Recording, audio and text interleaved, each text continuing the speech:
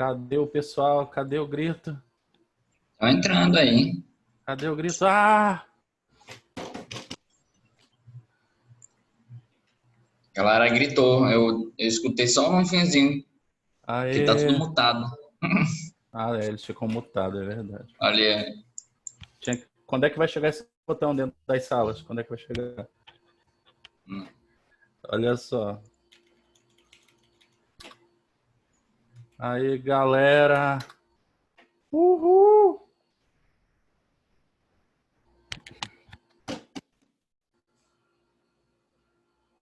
Qual é, rapaziada?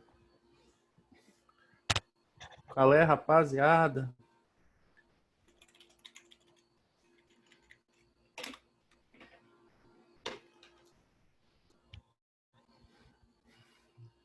Ai, eu tive um sonho tão bom. E aí, galera, como é que vai a semana de vocês? Tudo bem? Hoje é um dia de sabedoria, hoje é quarta-feira. Tá implícito, é dia de sabedoria. Vamos lá, eu tô felizão. Vamos começar, eu tô felizão. Tô aqui dando aula para vocês. Tô na live da Ubisoft. Tem um cara desenhando lá o pôster oficial do trailer do novo Assassin's Creed Viking que vai sair hoje à noite. O cara tá fazendo lá, já tá 4 horas desenhando a arte. É a notícia do momento lá no nosso mundo. Oi. Olha, já tem pergunta, nem comecei, já tem pergunta. Tem como ficar vendo sua imagem durante a aula? Tem sim, eu vou mandar uma foto de agora. Eu tô com um pijama, dessa vez é um pijama amarelo, bem forte. Tá bom? É a Larissa Costa, né? Ah, tá. Beleza. Mas eu pretendo sim, é porque é o seguinte, ó, vou explicar. Vou primeiro explicar corretamente, depois eu uso. Eu dou aula na frente do PC. Eu uso PC, eu não uso notebook. Então, o PC ele não tem câmera, ele não tem webcam. Então, eu uso aqui, eu uso teclado, uso monitor, uso headsets, coisas todas para passar a cal para vocês. Mas eu vou ver como é que eu vou me adaptar. Isso aí, eu não sabia que existia esse interesse. Não, mas brincadeira, falando sério. Eu entendo que olhando ali para o rosto do professor, isso aciona ali um mecanismo de concentração maior por parte do aluno, tá bom? Mas pensem que vocês estão ouvindo um bom programa de rádio, um bom podcast, o Fusão está vindo com podcasts aí, não é isso, Paulo? Então, foquem aí, prestem atenção, que vai dar tudo certo. Então, essa é a explicação oficial. Mas se fosse uma pessoa que eu conhecesse, assim, que me perguntasse assim, professor, não tem como ficar vendo a sua imagem durante a aula, aí eu ia responder com aquele meme lá, o pra quê? Né? Mas vamos lá. Pessoal, é o seguinte, boa tarde, vamos falar sério, acabou de começar. O que é que nós vamos fazer hoje? Para quem não me conhece, eu sou o professor Alessandro Lima, pode chamar de Sam. Bem-vindos aqui, hoje temos aulas de História Geral aqui no Fusão e temos aula muito boa.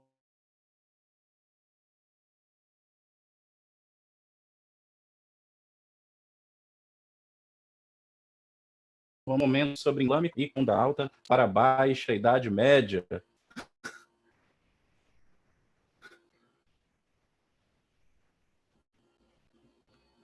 Oi, estão me ouvindo, né? Vamos fazer a transição da alta para a Idade Média e, se der tempo, nós vamos falar sobre as cruzadas, tá bom? Eu quero explicar muita coisa para vocês. Hoje eu vou caprichar aqui na narrativa, eu quero auxiliar principalmente os alunos que têm dificuldade. Lembrando que tem exercícios de feudalismo na Alta Idade Média na lista do estuda.com. Combinado? Perguntem sempre. E vamos aqui começar do início. Quando eu começo a falar de Império Islâmico, esse assunto ele está incluído tanto nos conteúdos de Alta Idade Média quanto Baixa Idade Média. O Império Islâmico ele domina várias regiões do mundo, incluindo a Europa, e ele também vai ser ali o grande antagonista dos cristãos, pelo menos é assim que vimos de forma bem tradicional, de forma bem romantizada. É assim que nós vemos ali no período da história da Baixa Idade Média que nós conhecemos como Cruzados. Se estiver confuso, não se preocupa, vamos explicar isso aqui tudo direitinho para vocês, tá bom? Então, se acomode aí, pega aquele lanche leve. Não, agora eu tô cheio de referências. Vamos lá. É isso aqui? Não, é isso aqui. Tá. Segue aqui. Vamos lá, vamos lá, vamos lá. Boa tarde a todos. Vamos que vamos. Vamos que eu tô felizão. Ok, vocês estão me vendo aí? Quer dizer, me vendo não, vocês estão vendo o meu slide aí, certo? Ótimo. Então, olha só. Primeiramente, vamos falar de... Lá vem. Isso, beleza, grato. Então, vamos lá. Não se preocupe que daqui a pouco eu volto ao normal, tá bom? Primeiramente, vamos entender o seguinte. Vamos às considerações. Essas considerações são importantes para nós entendermos o que nós vamos estudar hoje. Nos últimos 5 anos, de 2014 para cá, nós tivemos eu tenho certeza que alguém vai rir, mas tudo bem, tá? É dentro do contexto. Nos últimos 5 anos para cá, nós tivemos um boom de questões sobre islamismo e Império Islâmico, entendeu? Tivemos um boom. E isso aconteceu por quê? Porque o mundo islâmico ele reapareceu nos conteúdos de atualidades. Então, todos os vestibulares do Brasil, incluindo os daqui do Amazonas, eles voltaram a tocar nesse tema. Esse tema que envolve a Idade Média, em especial a Alta Idade Média.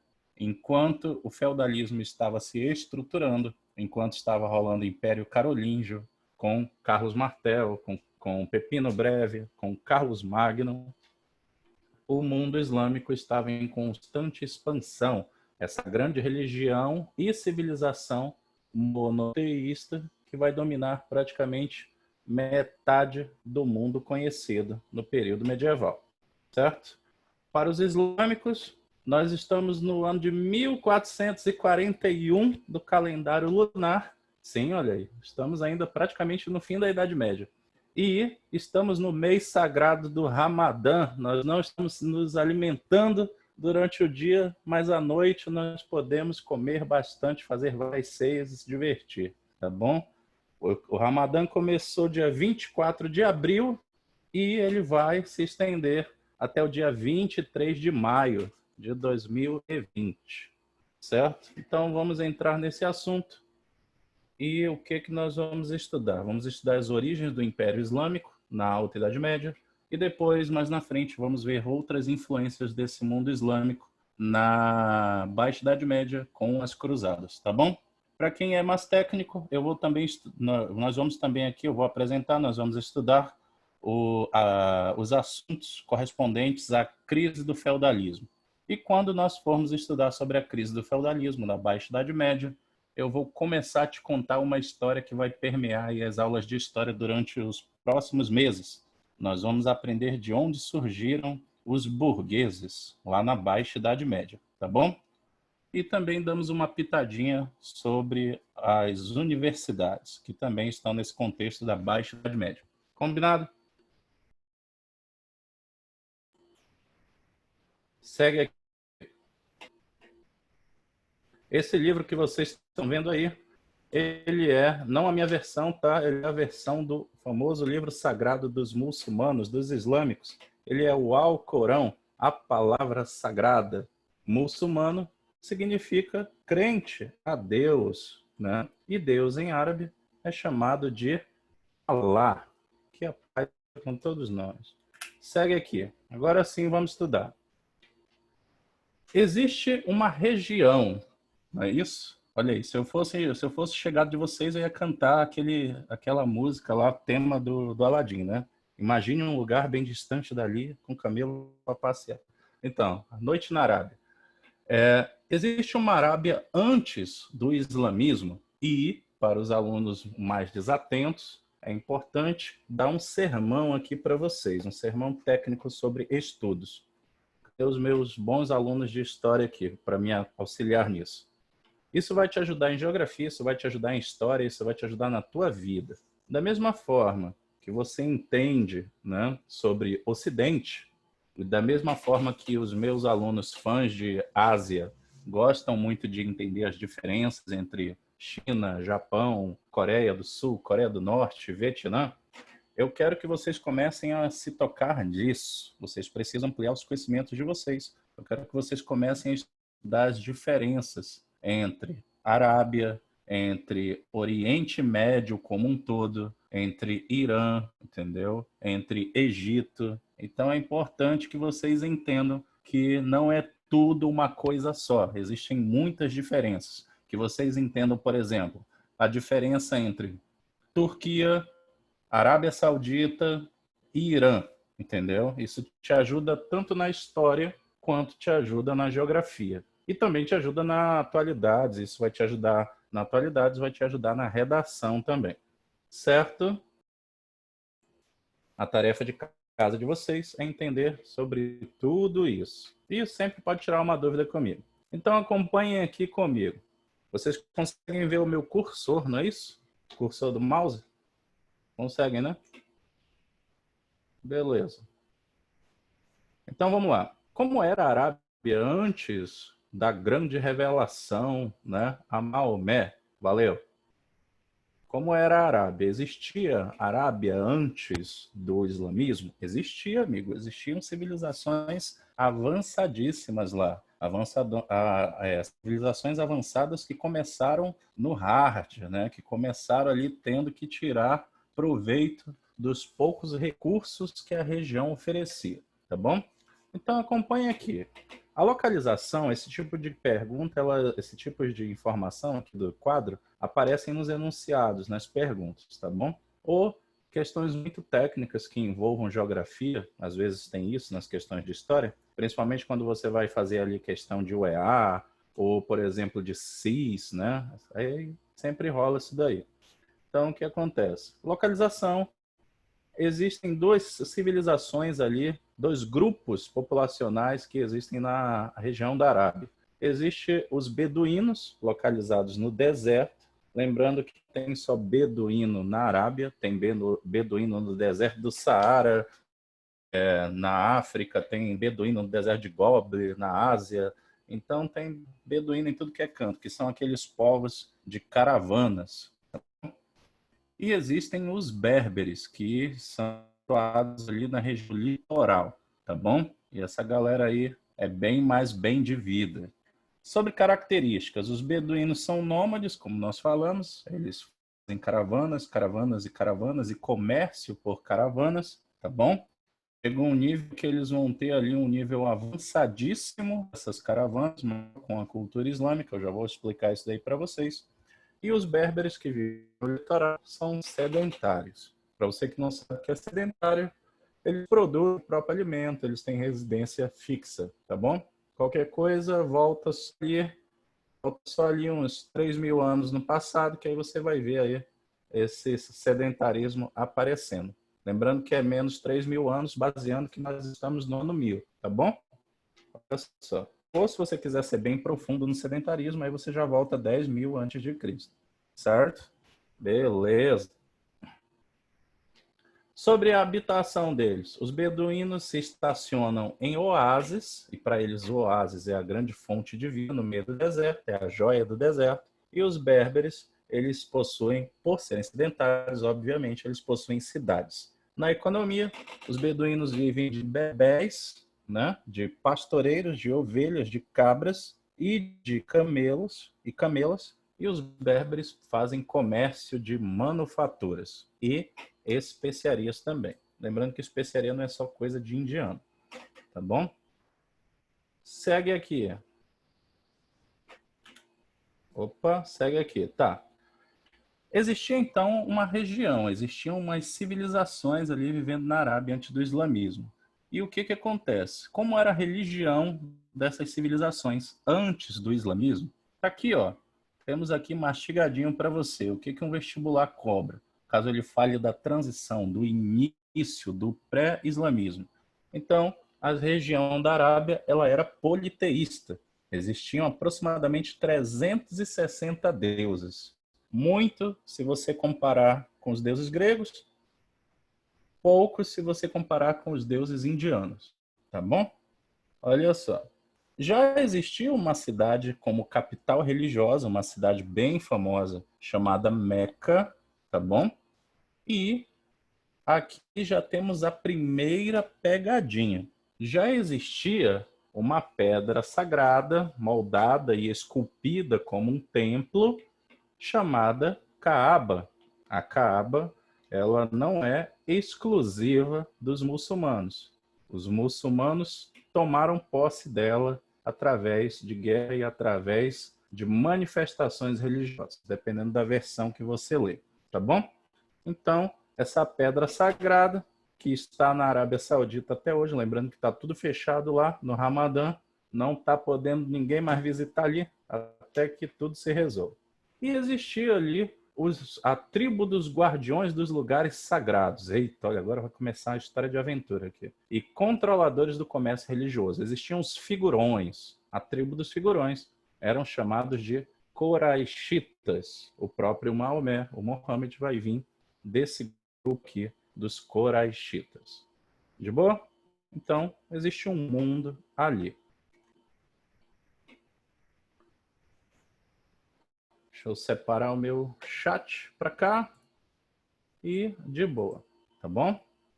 O que uma questão envolvendo o Império Islâmico ela quer de você? Ela quer que você conheça o básico da historinha, a maioria das perguntas é bem simples, e ela quer que você entenda a participação desse Império Islâmico nas guerras de reconquistas e no comércio de especiarias com as cidades e estados italianos. Então, entender isso aqui te ajuda muito a entender os futuros assuntos que nós vamos estudar em história, tá bom? Quando eu for falar de Renascimento, eu vou falar dos islâmicos. Quando eu falar de cruzados, eu vou falar de islâmicos. Quando eu falar do fim da Idade Média, da tomada de Constantinopla pelos turcos, pelos otomanos, aí eu vou estar falando também de elementos muçulmanos, certo? E quando eu falar de guerras de reconquista na região da Península Ibérica, a tomada ali dos europeus de Portugal e da Espanha, a formação dos estados nacionais,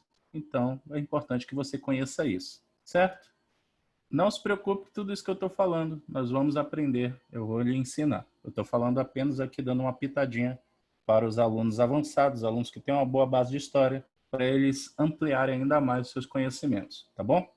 É muito parecido com a história do Brasil. Para você ter um ótimo aproveitamento de história do Brasil, é importante que você conheça ali as tribos indígenas que viviam no Brasil, os troncos linguísticos, e também que vocês deem uma boa olhada nos reinos africanos, para você tirar da sua cabeça que na África só tinha um monte de negros de tanguinha e lança de madeira andando de um canto para o outro. Isso aí é uma mentira, isso é um péssimo clichê. Existiam reinos africanos majestosos, certo?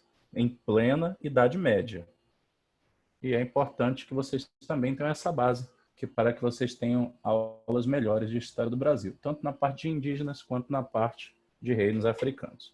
Agora segue aqui, vamos lá. É impossível falar do islamismo sem falar do grande Mohammed, o grande Maomé, que a paz esteja com ele, não é isso? E o que ele é? Bom, ele é um órfão nascido em Meca e criado por um tio caravaneiro, um tio lá, chefe de caravana, certo? E, ao contrário de outros homens considerados sagrados, o Maomé ele teve uma vida bem tranquila até os 40 anos de idade. A vida do Maomé só muda depois que ele chega aos 40 anos, quando ele vai ver a revelação do arcanjo, do anjo Gabriel.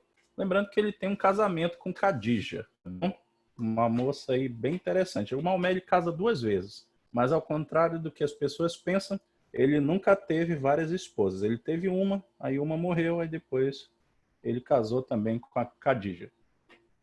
Certo?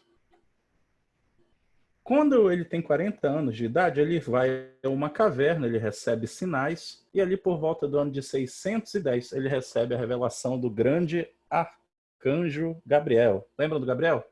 Aquele do Jesus, aquele da espada de fogo, da voz bonita? Perfeito. Uhum. Vou voltar assim, tá bom? Isso, esse mesmo. Uhum. Não confunda com Miguel, tá bom? O arcanjo Miguel, ele já é um cara sério, tal, tem um cabelo preto, uma mecha branca assim.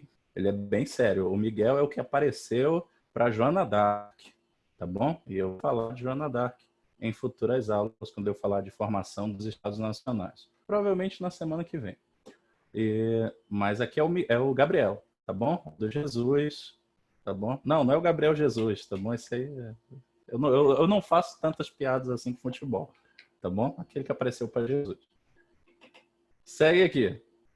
Vamos voltar rapidinho. O Vitor pediu para eu retornar aqui a Caaba. Foi aqui, Vitor? Pedra Sagrada. Foi aqui?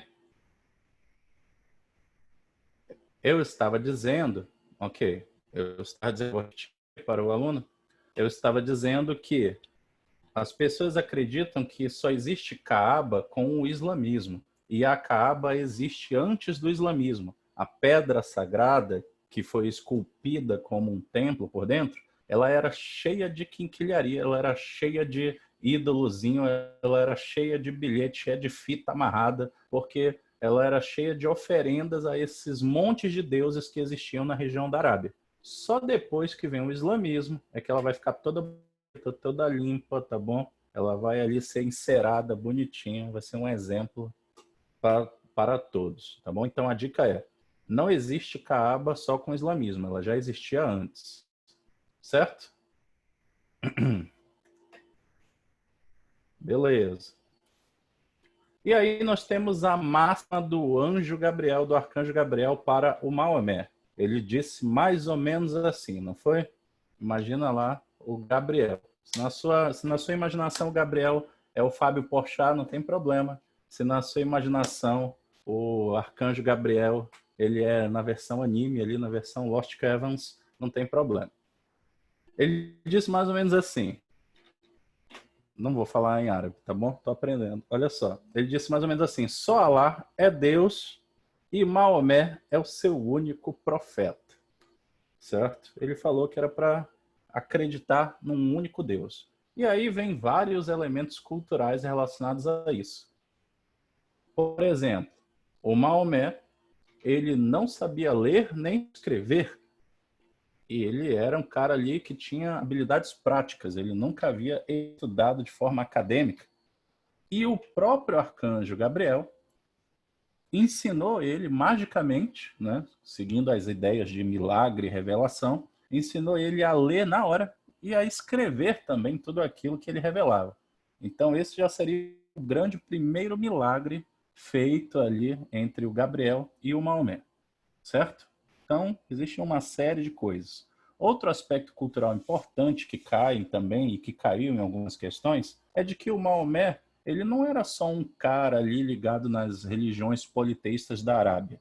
Na Arábia já existiam duas grandes religiões. Já existia o cristianismo e já existia o judaísmo. Lembra que o judaísmo é desde 2000 anos antes de Cristo, tá bom? O Deus ali, o Deus Jeová, Javé dos hebreus, tá bom? Então, quando Alá, lembrando que Alá é Deus, Alá, Jeová, tá bom? São apenas as diferenças de idiomas. Então, quando o Alá ele se manifesta para o anjo Gabriel, certo? O Maomé já tinha sim uma boa noção de que existiam religiões monoteístas, tá bom? Mas que seria necessário implementar novamente um monoteísmo na região da Arábia, certo? E então o arcanjo Gabriel escolheu Maomé, Mohammed, como o grande profeta, tá bom? Porque originalmente aí as histórias do islamismo se confundem com as próprias histórias documentadas. E isso por quê? Presta atenção. Porque senão eu vou estar te contando aqui a história da religião, entendeu? E não é o meu objetivo aqui, como professor de história, te contar a história da religião islâmica. Embora eu conheça, eu gosto de falar sobre isso, tá bom? Quem sabe, de repente, num debate, alguma coisa assim, numa sala de aula à parte, eu até posso explicar isso. Mas o que é que nos interessa aqui? Nós vamos fazer vestibular, nós vamos fazer OEA, nós vamos fazer Enem. O que é que pode cair relacionado a isso? Pode cair que houve o milagre para ele aprender a ler e a escrever, e que o Maomé tinha contato, ele já conhecia outras religiões monoteístas, como o judaísmo e o cristianismo. Mas o que mais cai em questões vestibulares, e eu quero que vocês anotem aí, é que islamismo, catolicismo e judaísmo, eles são ali conectados oficialmente. E essa conexão nós chamamos de sincretismo religioso, certo? O mesmo Deus de uma é o Deus de outra. E se você não acredita nisso, beleza, é um direito seu. Abre aspas, é uma opinião sua. Mas na história é assim que a gente aprende, certo? E na história das religiões também. Isso aqui não é o professor querendo aparecer, querendo falar nada, não. Pega lá toda questão que envolva islamismo e a história do islamismo e a história do judaísmo. Nós dizemos que as religiões são próximas, é o que nós chamamos de sincretismo religioso. O mesmo Deus de uma é o Deus de outra, tá? E isso não é interpretação, isso seria a verdade histórica, a verdade documentária sobre essas civilizações. E por que eu disse que a história da religião do islamismo se confunde com a própria história, a ciência? Porque diferente de outras religiões anteriores, o islamismo ele foi muito bem documentado. Os povos árabes escreveram muito sobre esse tema. E o próprio Alcorão, o próprio livro sagrado, ditado pelo Gabriel e escrito pelo Maomé, ele mostraria as formas de condutas pertinentes ali àquele grupo de indivíduos, àquela civilização, certo? Então, muito cuidado quando você destoar, se a sua opinião destoar esse tipo de informação histórica, certo? Já que estamos falando bastante de Kaaba e de islamismo, deixa eu mostrar algumas imagens aqui para vocês.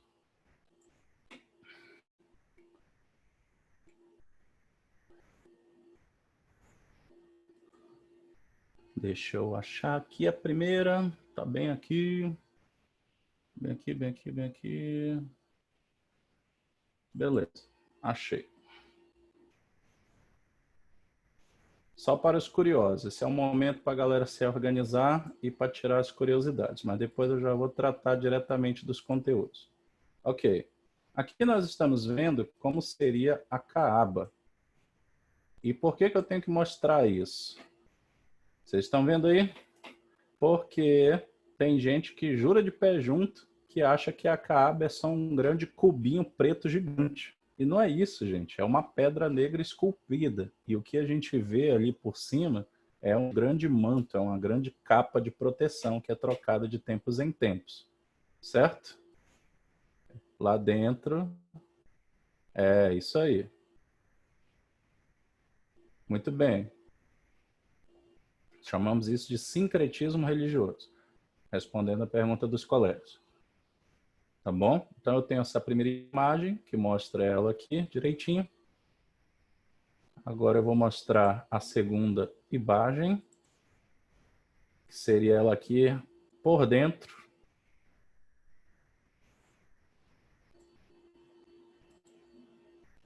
Certo? Estão vendo aí, ó? Ó, tá bem mais limpinha, bem mais organizada, entendeu? E poucos podem fazer oração dentro dela. A maioria faz adoração ao redor, oração ao redor dela. Olha aí, parece bem maior por dentro, né, do que por fora. Mas é assim mesmo, regras do design de interiores.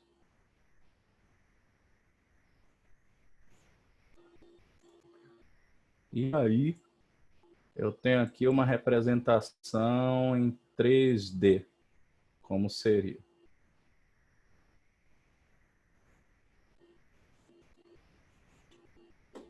De boa?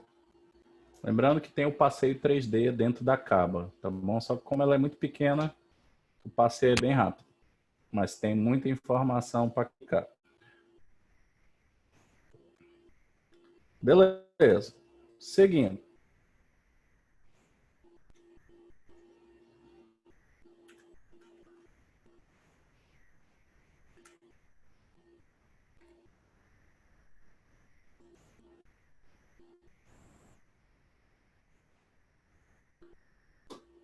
Agora vamos lá. Todos estão vendo? Primeira revisão de conteúdos. O que cai? No início, o povo árabe é politeísta e idólatra. Cheque. Parte da população vivia no deserto. Cheque. Os árabes do deserto se chamavam beduínos. E aquela galera chique que vivia nas cidades ali próximas do litoral. Eram chamados de berberes, ok? De boa. Isso aqui, ó, camelinho, pessoa passeando. Isso aqui não é um barril de petróleo não, tá, pessoal? Tenham respeito. Isso aqui é um barril com água.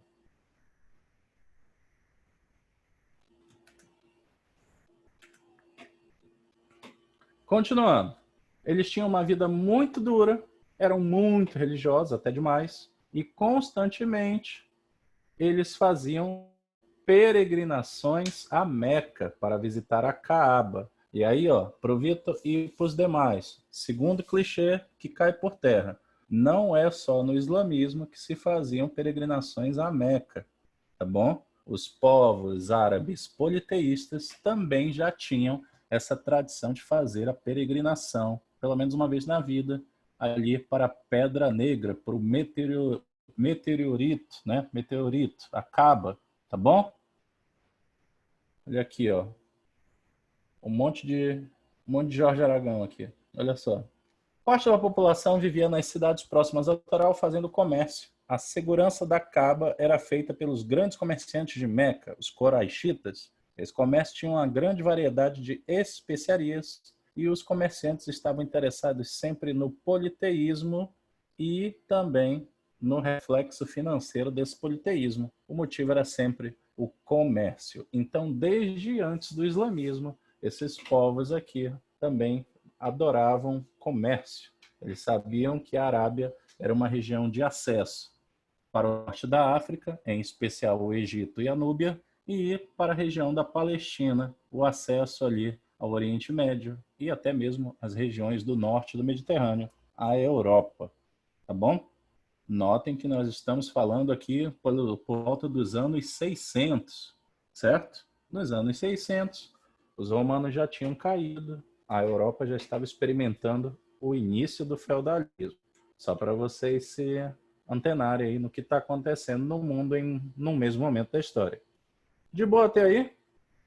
Há alguma dúvida? Então vamos lá.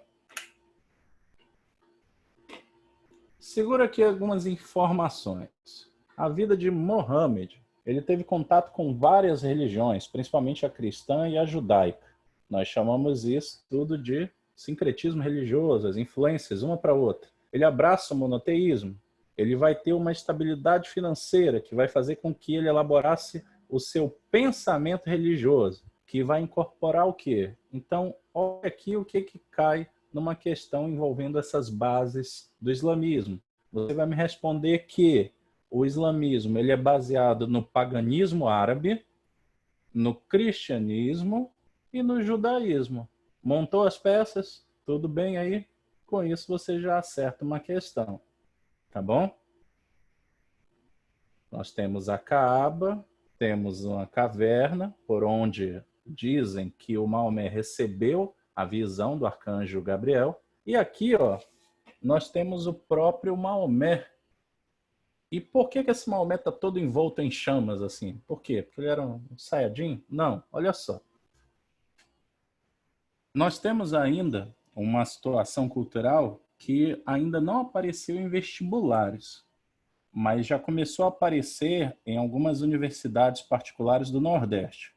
E eu sempre cito o Nordeste, às vezes até um pouco mais do que o Sudeste, porque as questões de história no Nordeste, elas são bem pesadas, bem difíceis lá. Os nordestinos, eles estudam história para valer, certo? Tem toda uma tradição lá nas grandes capitais do Nordeste. E o que acontece? Para quem está perdido, para quem não conhece esse básico sobre o islamismo, existe uma curiosidade sobre o profeta Maomé. Embora o Alcorão descreva ele perfeitamente, descreva o tom de pele dele, a aparência, o olhar, tudo direitinho, não é recomendado, é praticamente um pecado mortal representar o Maomé em mídias, em pinturas, em desenhos, em filmes, entendeu? Existe ali uma proibição vinda de uma tradição religiosa. Eles acham imoral representar o profeta em imagens, certo? Nós vamos também falar um pouco dessa proibição de imagens quando nós falarmos sobre o Império Bizantino. E o que acontece? Como é que os artistas, né, não pode revelar o rosto deles, João, porque ele seria um ser, né? Ele seria um grande profeta, o último profeta. Ele seria um ser iluminado. E eles enxergam a representação por imagens como de respeito, entendeu? Só que esse de respeito ele foi levado muito a sério. E eu já vou explicar por quê. Então, quando eles queriam representar a imagem do profeta, isso, Mohammed é a mesma coisa que Maomé, tá? Os dois nomes são adaptações. E normalmente quando você vê um muçulmano se referindo a Maomé, é quase que obrigatório, né? Eles, por tradição, por educação, por etiqueta, sempre vão dizer assim, que a paz esteja com ele, que a paz esteja com todos nós. Falou Maomé, que a paz esteja com ele, que a paz esteja com ele, que a paz esteja conosco. E achei bem legal isso daí. É bem interessante porque até mesmo algumas séries já vêm colocando isso. Sempre que tem personagens islâmicos, muçulmanos, ou com referência a eles, nas séries eles já estão colocando isso. A última referência que eu vi lá no Castlevania, do Netflix, de desenho animado, que tem um personagem lá que tem uma referência, ele não é muçulmano, ele é sufi, uma variação, e aí toda vez que ele cita o profeta Maomé, ele acompanha, assim, que a paz esteja com ele, que a paz esteja conosco. É como se você falasse Jesus Cristo, entendeu? Aí o tempo todo você tivesse que acompanhar. Amém, o Salvador, o Leão de Judá. Sempre você faz ali um elogio. Entendido? Beleza. Então eu estava dizendo que quando os artistas tinham que representar o Maomé, ou Mohammed, como você preferir, eles colocavam ele com um rosto de chama, de energia, entendeu? Como se ele fosse um ser de pura energia. Desfocavam o rosto dele, certo? Então temos essa curiosidade aí que vale a pena ser citada porque começou a aparecer em alguns bancos de dados lá do Nordeste. Agora vamos a alguns tópicos aqui, né? Alguns tópicos. O que é a Égira ou Egira? Normalmente falamos Égira. Por que ela é importante e por que ela caía em antigas questões, em questões ali de 2015, de 2016, sobre Império Islâmico, sobre islamismo? Simples. Ela cai porque ela marca o início do calendário dos muçulmanos. A Égira é a fuga de Maomé de Meca para a cidade de Medina. E nesse ano, onde Maomé ainda está ali recebendo as orientações do Gabriel e escrevendo o Alcorão, a mando dele, está rolando essa peregrinação de Meca a Medina.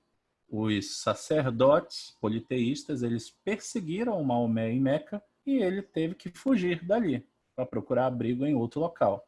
E essa peregrinação marca o início do calendário islâmico. E como eu disse no início da aula, os muçulmanos estão no ano de 1441. O calendário deles, como começou ali por volta de 622, certo? Então, o calendário deles está diferente. Lembre-se que existem vários calendários. Para você que é iniciante nos estudos de história, existem vários e vários calendários, tá bom? Por exemplo, os judeus estão no ano de 4.000 e pouco, os chineses estão no ano de 4.000, 5.000, acho que é Parará, eu sempre confundo, né? Os cristãos se orgulham de estar no ano de 2020 de Nosso Senhor Jesus Cristo e os muçulmanos estão em 1441, certo? Então, Égira marca, anotem aí, o início do calendário islâmico. Dúvidas? Estou ouvindo todos vocês, tá bom? Podem entupir de pergunta. Segue. Boa. Agora nós temos aqui elementos culturais, tá bom? Isso aqui É importante, isso aqui já caiu em algumas questões de vestibulares, mas isso aqui ainda não caiu em UEA, tá bom? Isso aqui já caiu em outros vestibulares famosos no Sudeste, mas é importante você ter essa noção aqui cultural. Quais seriam os princípios, os fundamentos? Também aparecem em livros de história como pilares, pilares do Islã, né? O que seria? Isso aqui são os 5 fundamentos que todo muçulmano deve exercer. São as regras sagradas, tá bom? Alguns são difíceis de serem feitos, mas esses são os pilares, essa é a regra. Primeiro, você tem que dizer que Alá é o único Deus que existe, é o único Deus verdadeiro, e Maomé é o seu último profeta. E que história é essa de profeta? Os muçulmanos eles deixam bem claro que existem vários profetas, são homens poderosos, abençoados com energia divina no decorrer dos anos, dos séculos, dos milênios. Lembrando que os muçulmanos eles acreditam em Jesus Cristo e eles acreditam também que Jesus é o Filho de Deus e eles acreditam também que Jesus é o profeta mais poderoso que já existiu, certo? Quando eles dizem que é o último profeta, é porque na época o Maomé era o último no sentido de atual, sabe? O último lançamento. Então, desse jeito.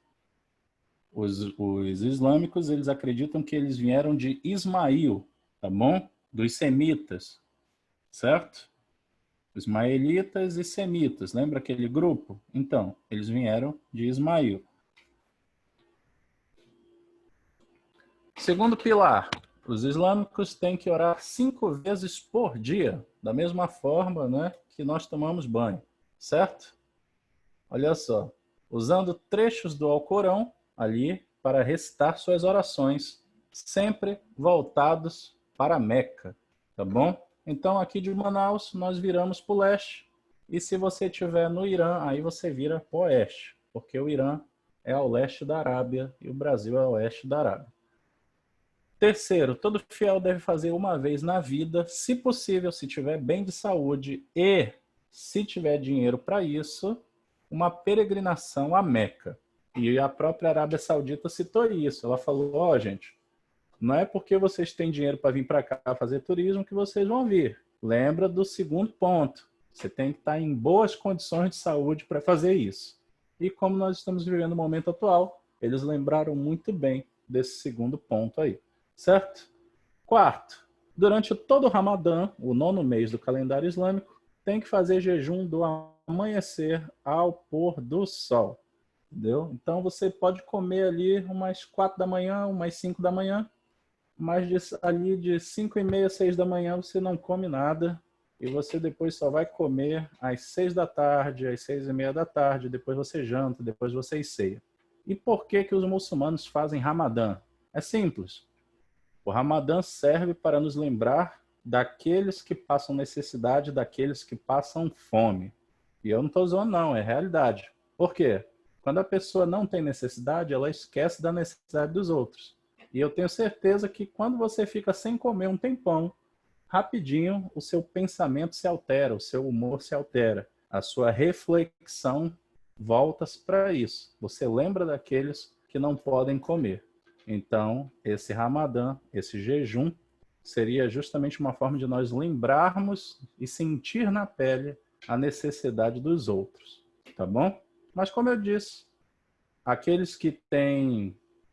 Sempre me vêm várias perguntas relacionadas de saúde, né? Sempre me perguntam assim, quem tem gastrite faz Ramadã, né? Sempre me perguntam isso, incrível. Então, é uma questão de saúde, tá? Quem não pode, se o médico falar que a pessoa não pode fazer jejum, é lógico que ela não vai fazer. Ela vai tomar ali uma sopinha, tá? Vai comer uma torradinha, uma coisinha leve, tá? E à noite, nós normalmente repomos essas alimentações. A gente come bastante à noite, tal, faz uma ceia, faz uma janta, entendeu? Tipo vocês na madrugada comendo, tá bom? De boa? E o quinto pilar do Islã, um bem famosão, dar esmolas, dar contribuições, dar coisas de graça para as pessoas, certo? Isso é importantíssimo. Por quê? Porque reforçam os laços humanos. Os seres humanos, antropologicamente, eles têm a tradição de ajudar uns aos outros e de dar presentes aos necessitados. Dar presentes aos necessitados acabou sendo traduzido como dar esmolas. tá bom? Mas fica sempre uma excelente adaptação. Então, existem 5 pilares, 5 fundamentos, 5 princípios do Islã, certo? Aqui temos imagens de um templo islâmico, e aí eu te pergunto, qual é o nome do templo islâmico? É igreja? Não. É templo? Não. É sinagoga? Não. É mesquita, que por sinal é um sobrenome famoso aqui no Brasil, não é isso? Mesquita é o templo islâmico, o templo dos muçulmanos. A nossa cidade de Manaus tem uma mesquita. Todas as grandes cidades do mundo têm mesquita. Tem mesquita na Rússia, certo? Tem mesquita nos Estados Unidos, tem mesquita na França, certo? Então, todas muito bonitas, com arquitetura sensacional. Os pilares que nós vimos nas mesquitas também têm nome, um nome específico. É chamado de minarete, tá bom? Minarete são os pilares ali das mesquitas. Aqui nós temos a imagem de uma mesquita e aqui nós temos na Arábia, a cidade de Meca, Arábia Saudita, aqui a Caaba ao fundo. Tá bom? Ok, ufa! Conseguimos falar aí de vários elementos da religião dos muçulmanos. Beleza, temos uma base, tá bom? E agora o que nós vamos tratar? Vamos voltar aqui para a história per si, a expansão do Islã. E é aqui onde nós vamos entender de fato como surge esse império islâmico.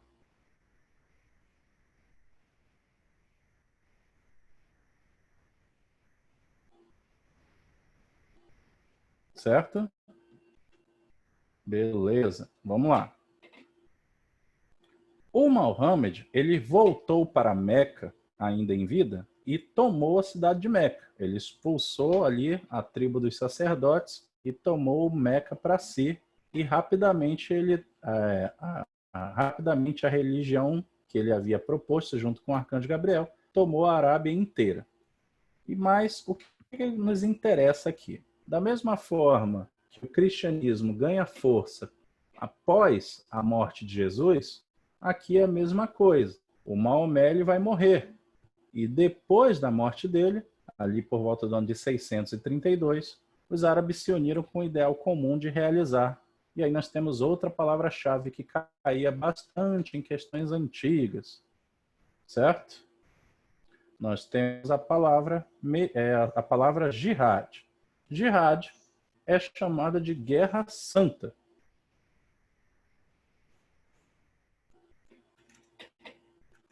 Oi. Que é isso?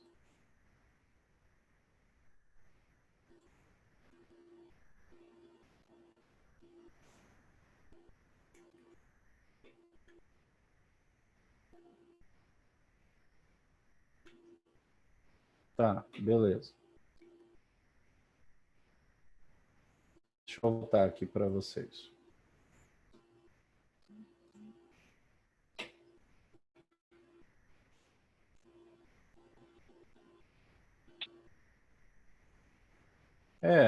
Respondendo aqui as dúvidas, sim, no Ramadã é um mês de oração também. Nós temos muitas orações aí para fazer. Mas o que acontece? Alguns acreditam que esse jejum aumenta a concentração. Mas para quem já está acostumado a fazer jejum, entendeu? Por exemplo, todo mundo que medita sabe que não vale a pena o cara comer, ficar de estômago pesado ali e tentar fazer uma atividade que exige concentração, como por exemplo estudar, como por exemplo desempenhar um trabalho, coisas do tipo. Então é a mesma ideia aqui. Quem já está acostumado com o jejum diz que é fundamental, ele aumenta o foco. Ou então pronto, a galera da atividade física, então todo mundo sabe que não pode comer antes da atividade física, é uma atividade de concentração, não dá problema. Aumenta o foco, quem é atleta mesmo sabe. Não é isso? Olha aí. Quem mesmo tem atividade física com foco ali, que tem todo um processo, normalmente atletas, né? Eles sabem que a pessoa também não pode comer qualquer coisinha. Mesmo se você comer coisa leve,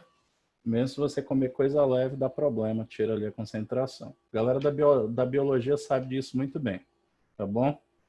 Quem acha que tem superdigestão, não tem superdigestão. É apenas o corpo ali que entra em overclock, em forçação. Vamos lá. Perfeito, Todas as pessoas fazem o quê? O jejum, o Ramadã? É isso, Yasmin? Sim, sim. Todos os islâmicos praticantes fazem, certo? Todos.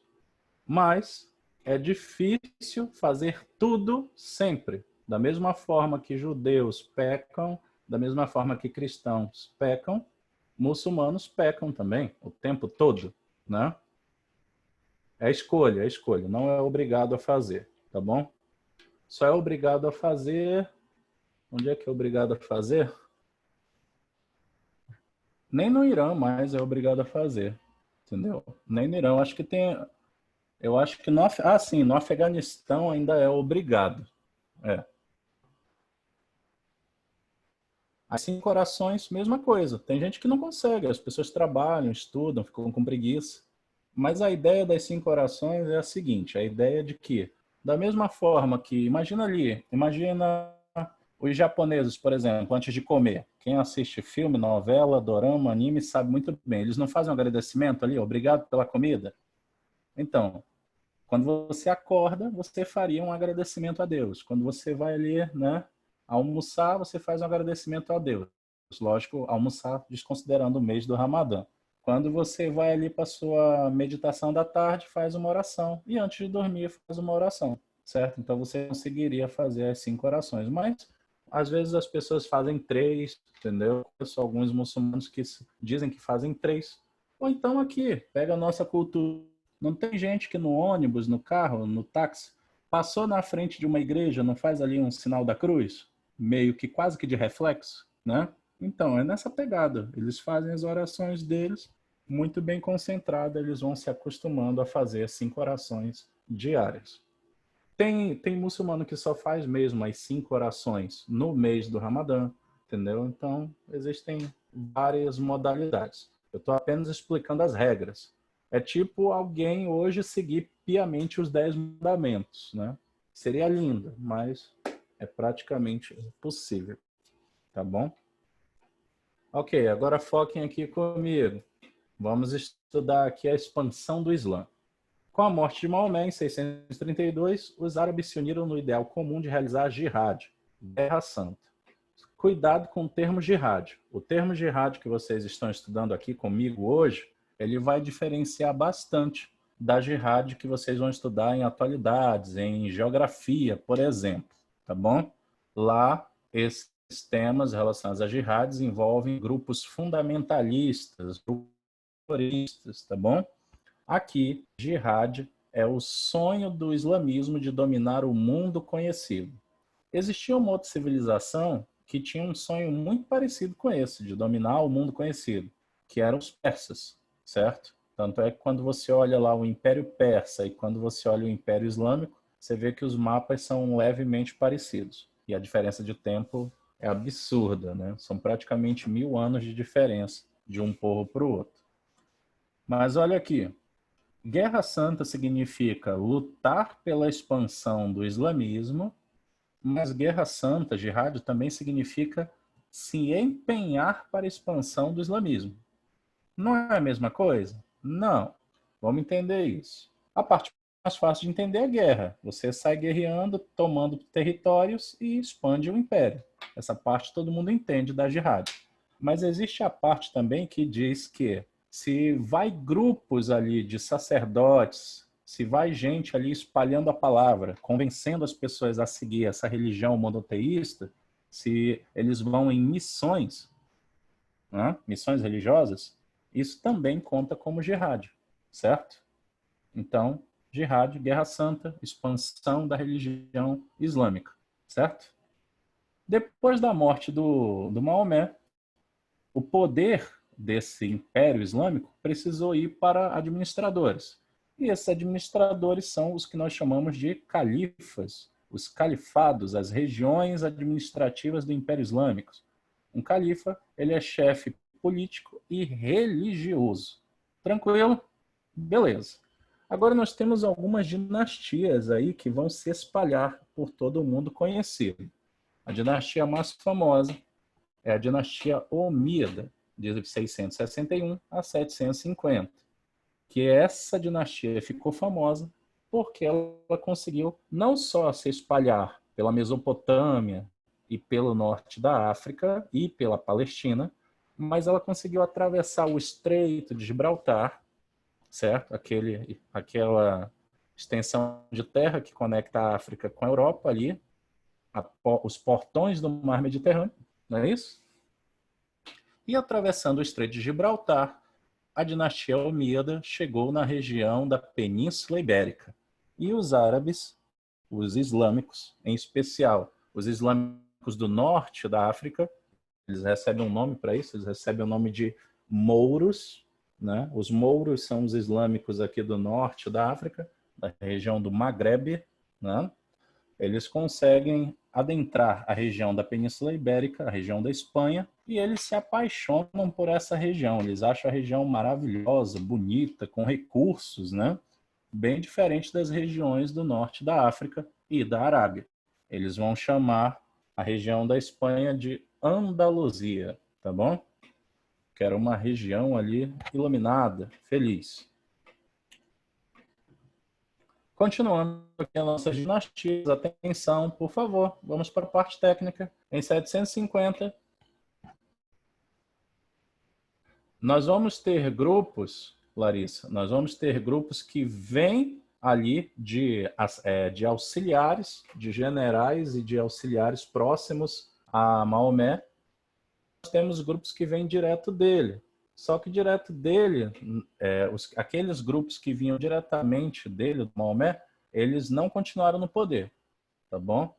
Isso, corretíssimo, olha aí, orgulhoso.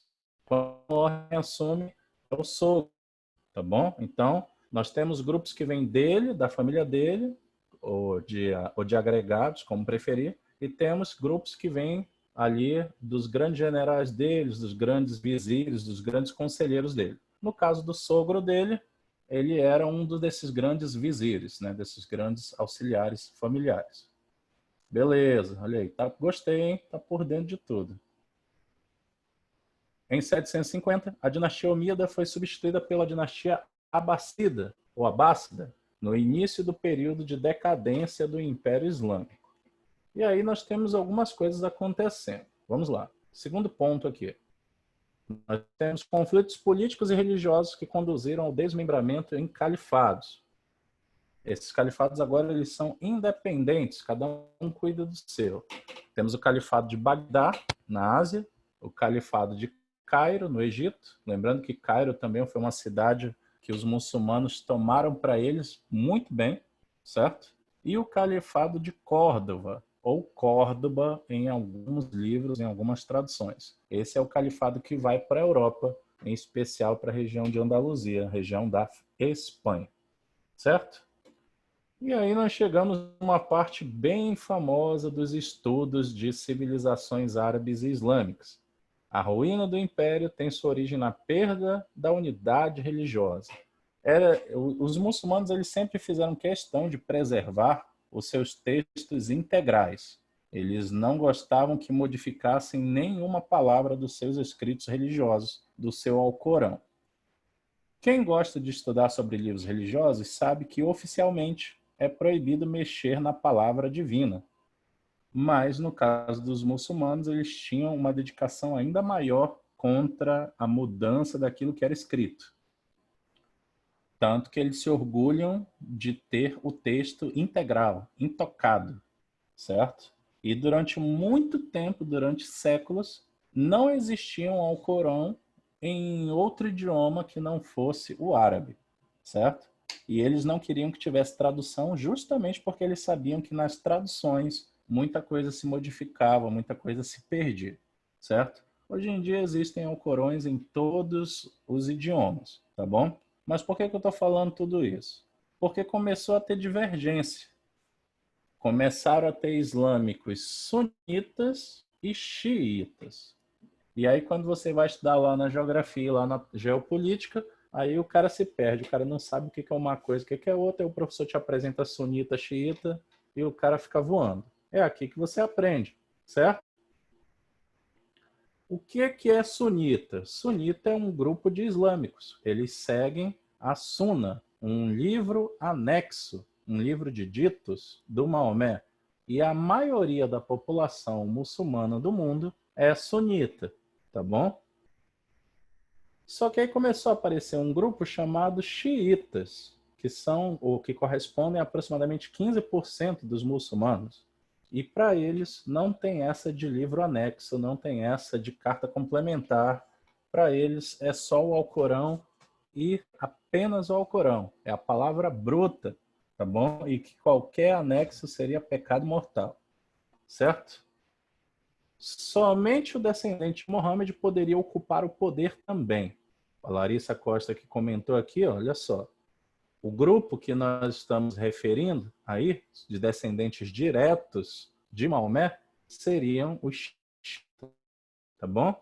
E para os xiitas, como eu disse, somente o Alcorão seria a única fonte de ensinamentos. De boa?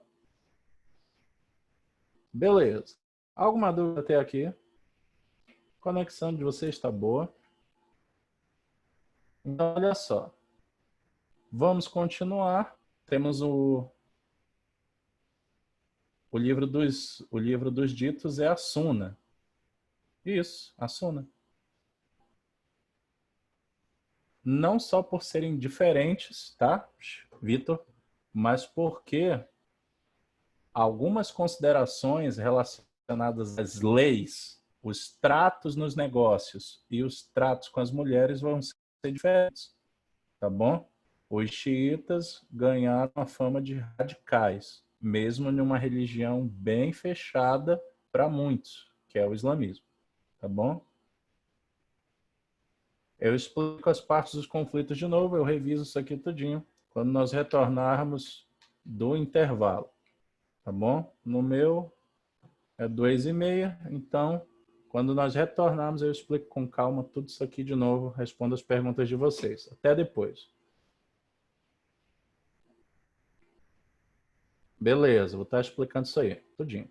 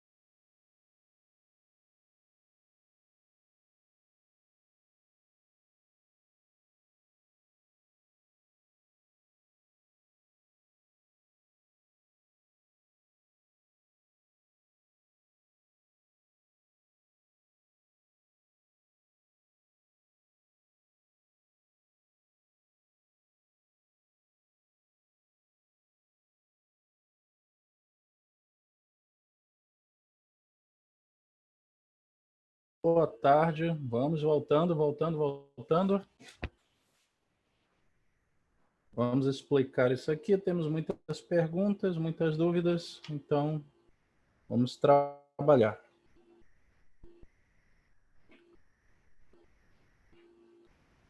Tararam. Tararam. Segue aqui. Vamos lá. Vou explicar devagar. Tirem suas dúvidas, complementem, conversem. Agradeço a ajuda do professor Renan, que está aqui conosco. Deve ter outros professores aqui também.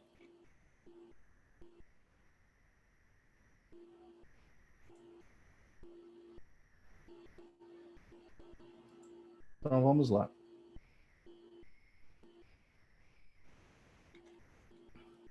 Ok, todos apostos.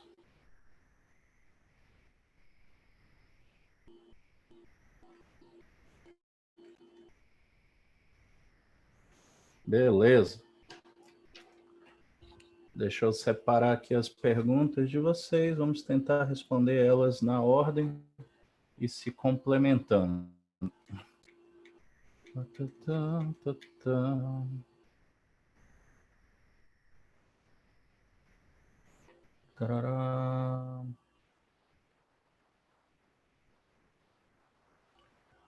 Vamos lá.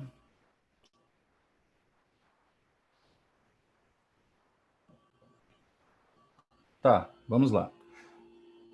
Seguinte, nós estamos fazendo aqui um recorte para um entendimento básico relacionado à expansão do mundo islâmico. As histórias são longas, mas vamos entender o seguinte. O mundo islâmico, o Império Islâmico, ele começa na região da Arábia, mais precisamente ali com a conquista de Meca por Maomé, certo? Maomé toma a região de Meca, a cidade de Meca, e ele toma ali também, espalha o islamismo em toda a Arábia. É apenas uma questão de tempo até a Arábia deixar de ser politeísta e ser ali uma grande nação relacionada à doutrina, né, às explicações do Alcorão, do islamismo. A Jihad diz que esse islamismo precisa se espalhar em todo o mundo. O Império Islâmico se expande para a região do Maghreb, para a região do norte da África, certo? E também ele atravessa, sendo bem específico, ele atravessa até a área central da África, ele atravessa o deserto do Saara pelas caravanas e ele vai pegar também outras regiões africanas. Mas no momento isso não diz respeito a nós aqui. Isso aí vai estar na aula de reinos africanos, onde eu conto essa parte aí da expansão islâmica para outras regiões africanas. Por enquanto, concentra aqui nessa parte do norte da África, tá bom? O mundo islâmico se espalhou pela Palestina, pela região da Pérsia, Mesopotâmia e pela Península Ibérica. Até aí tudo bem? Ótimo. Notem que tudo isso que nós estamos falando acontece na Alta Idade Média. Certo? Eu vou repetir essa parte. Tá bom? Os administradores das regiões do Império Islâmico, após a morte de Maomé, são chamados de califas. E aí nós temos algumas dinastias que vão se espalhar nesses territórios do Império Islâmico. Dinastia Omíada para o ocidente, que chega na região da Península Ibérica. De boa até aí? Quando nós tivermos lá a aula de formação dos Estados Nacionais, aí eu te conto como que espanhóis e portugueses vão expulsar esses muçulmanos dessa região. Certo? Mas por enquanto estamos aqui na Alta Idade Média. Em 750, a dinastia Omíada foi substituída por uma outra dinastia, a dinastia Abássida, início do período de decadência do Império Islâmico. Tá? Quando nós falamos de início de decadência, não fique imaginando que assim, 10 anos depois o Império Islâmico caiu, não. O Império Islâmico continua forte até ali o final do século XV, para vocês terem uma ideia. Mas algumas regiões vão ser perdidas, como, por exemplo, a própria região da Península Ibérica, tá bom? Se você pegar a data ali, você chega facilmente em 1492, com a perda ali de Granada dos muçulmanos e aí a formação do Estado Nacional Espanhol. Segundo ponto, existem alguns conflitos nessas regiões, nesses califados, certo? Rola ali um war império islâmico. Os administradores, os califas, eles estão o tempo todo disputando poder, disputando territórios, certo? Isso vai resultar em desmembramento do Império Islâmico como um todo. O que nós vamos ter agora são califados independentes. Os mais famosos, o Califado de Bagdá na Ásia e o Califado de Cairo no Egito, além do Califado de Córdoba na Espanha. De boa até aí, meus alunos? Certo, agora eu vou explicar novamente essas divisões entre sunitas e xiitas. Lembrando que eu vou explicar elas aqui no contexto da Alta Idade Média, para vocês não se perderem. Porque senão nós vamos nos empolgar e aí vão gerar dúvidas e vamos gerar explicações explicando ali conflitos entre sunitas e xiitas na atualidade. E é isso que nós não queremos aqui na nossa aula de história, mesclar conteúdos da atualidade para conceitos iniciais, tá bom? É importante, nós temos pessoas aqui que têm dificuldade, que estão dando seus primeiros passos no estudo de história. Então, é importante seguir a cronologia, certo? Lembrando que hoje nós temos, sim, hoje, quando eu digo desde o século XX até essas primeiras décadas do século XXI, nós ainda temos muitos conflitos relacionados à disputa entre sunitas e xiitas, certo? Mas não é isso que nós queremos no momento. Então, foquem aqui. Entre a expansão do Império Islâmico e essa subdivisão em califados independentes, nós vamos ter ali, né, uma aproximação de textos sagrados, o Alcorão e textos assim muito bem ali, fontes históricas de fato, que vão ali dar um up, que vão trazer extras e vão até se propor a complementar o estudo religioso relacionado ao islamismo, certo? Dessa multiplicidade de documentos e informações, isso vai gerar uma disputa religiosa, uma subdivisão. E aí nós temos o seguinte, ó, o terceiro ponto da ruína do império tem sua origem na perda da unidade religiosa. Até isso começa a fragmentar. E aí nós vamos ter o surgimento de dois grandes grupos, os sunitas e os xiitas. Conforme nós conversamos aqui no chat, né, a Suna é um livro dos ditos e atos de Maomé. A maioria dos muçulmanos é sunita, mas existe um grupo chamado xiita, que para eles, né, só os descendentes de Maomé poderiam ocupar o poder e eles só utilizam o Alcorão como fonte de ensinamento e de leis a serem seguidas. O Alcorão, como nós bem vemos aí no nosso chat, ele não é só um livro sagrado, ele é também um grande manual de ética, conduta política, certo? Esses grupos são divididos até hoje, sim. Existem grupos de xiitas e de sunitas em vários cantos do mundo. Em especial, no Irã, nós temos um grande número de xiitas. Tá bom? Mas esses grupos se dividem em vários cantos do mundo. Tá bom?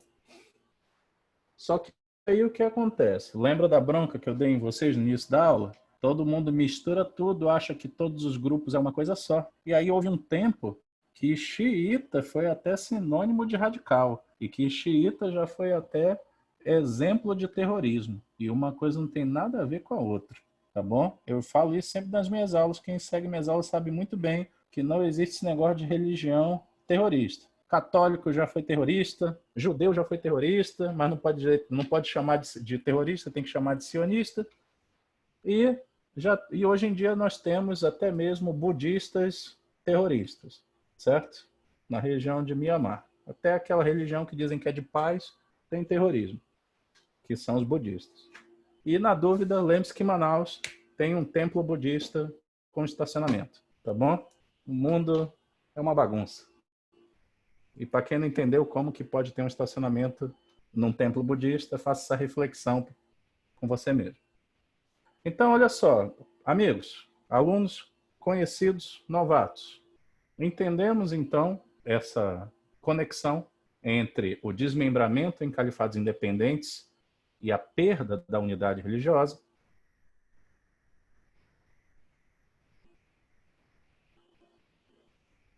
Beleza. Qualquer coisa, perguntem, tá bom? Eu estou respondendo, estou tirando dúvidas de segunda a sexta, aí de 2 da tarde até as 15, de 14 às 15. Pergunta tudo, se quiser que eu repita algo, com certeza eu lhe passo por lá.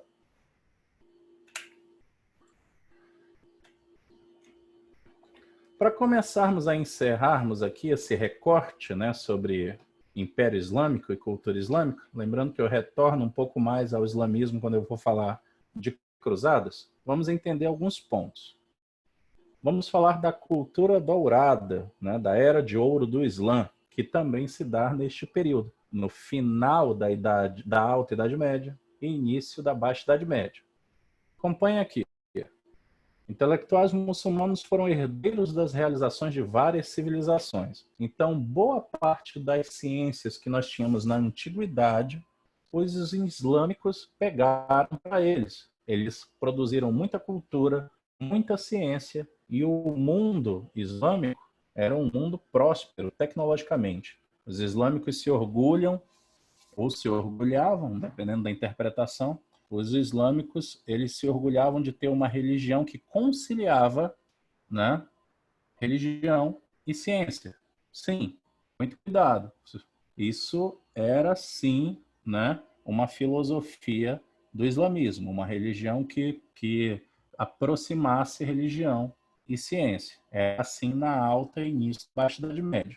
Só depois, né, só depois ali, principalmente com eventos que vão ser relacionados ali na Primeira Guerra Mundial em diante, é que o mundo islâmico vai se fechar ali totalmente para o resto do mundo, apenas com várias negociações.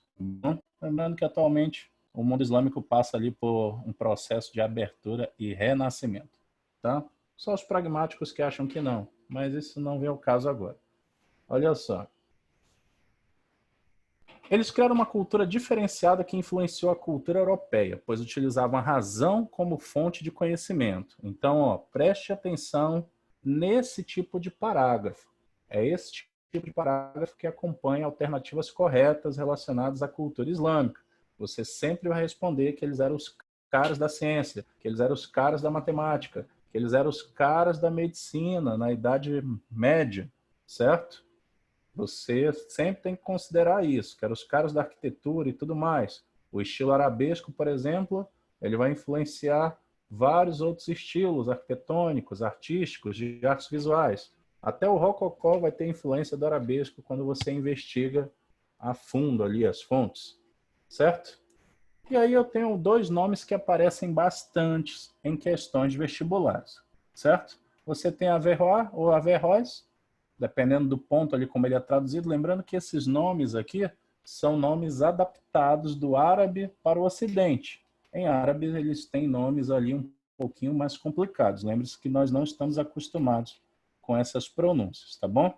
Ele foi o filósofo que procurou libertar a filosofia das restrições religiosas. E ele vai ser um ponto fundamental, porque lembre-se que os gregos foram os primeiros a fazerem isso. Mas no mundo islâmico era necessário também buscar esse tipo de reflexão. E o mais famosão de todos talvez seja o Avicena, que ele criou a primeira enciclopédia médica, o Canon Opera Médica, que é usado até hoje, acredite se quiser. Olha aí, ó. E você babando o manual de medicina de alemão. Olha só. É para falar alemão, né? Não pode falar outras coisas, não é isso? Olha só. E você babando aí manual de medicina de alemão. Tome aqui, amigo. Só existe medicina no Ocidente por causa desse cara. E você babando Da Vinci. Tá bom? Olha só. Da mesma forma, o cara que é de exatas. Algoritmo. Só existe algoritmo porque existem árabes, porque existem muçulmanos. tá bom? O próprio nome já diz algarismo, tá bom? Álgebra, não é isso? Um monte de coisa. Os trabalhos científicos utilizavam a observação e a experimentação. Foi criada a ótica também, o estudo que nós conhecemos como ótica vem ali de conceitos que os árabes foram estudar, e os próprios números, os próprios algarismos vêm de adaptações das formas como eles relacionavam esses números. Essas formas de contar, esses símbolos utilizados para contar e fazer equações e tudo mais, tá bom? E por último, as grandes obras de literatura dos árabes influenciaram bastante as obras literárias no Ocidente também. Quando nós falamos de Mil e Uma Noites, nós não estamos falando de um único livro, nós estamos falando de um compêndio com várias e várias histórias, uma conectadas às outras, certo? A história das Mil e Uma Noites vem da história da Sherazade, que para evitar ser morta por um sultão, ela foi contando história, e aí quando acabava uma história, ela já entrava noutra história, e o sultão ficava doido ali, querendo saber o final da história, e a história nunca acabava. E assim ela conseguiu a atenção do sultão e evitou ser assassinada por ele, tá bom? Dentro das histórias mais famosas da Mil e Uma Noite, nós temos o quê? Vê se vocês conhecem. Os mais jovens conhecem, né? A velharada não lembra tanto. Deixa eu ver. Temos o quê? Ali Babá e os 40 Ladrões. Ótima história, tá bom? Temos Simba o Marujo, que é a minha favorita, entendeu? Muito boa para quem gosta de pirata e não só de Pirata do Caribe. Simba é maravilhoso. E temos também a mais famosona de todas, Aladim e a Lâmpada Mágica, tá bom? Lembrando que quando você vai a fundo aí nessas histórias da Mil e Uma Noites, você encontra muitas e muitas e muitas adaptações, incluindo adaptações de franceses que modificaram bastante essas histórias quando trouxeram elas para o Ocidente, tá bom? Lembra lá da história do paganismo e do islamismo? Então, se em algumas religiões nós temos anjos como forças divinas, os muçulmanos, eles acreditam em gênios, sim, como grandes emissários dos deuses. Eles acabaram adaptando as culturas, certo?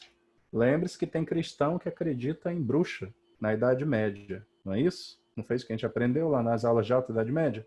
Então, que acredita em vampiro, que lobisomem, mas o mundo é assim, né? Hoje em dia tem cristão que acredita em reencarnação, então todo mundo é livre para adaptar, certo? Nós encontramos mais conteúdos sobre muçulmanos nas aulas de cruzados. De boa até aí, alguma dúvida? Muitas? E isso, tipo aqueles contos gregos de várias versões. Você encontra versões de mitologias de mesma história com um final, com outro final. Nós temos várias versões, várias e várias versões. Agora vamos para a Baixa Idade Média, vamos começar? Beleza.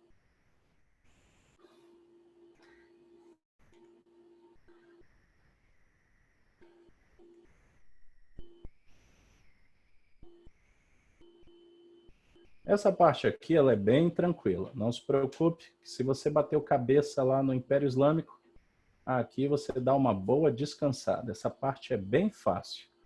Pelo menos esse primeiro momento. O problema disso daqui são os desdobramentos que isso vai causar, que todo esse assunto aqui vai causar nos conteúdos de história.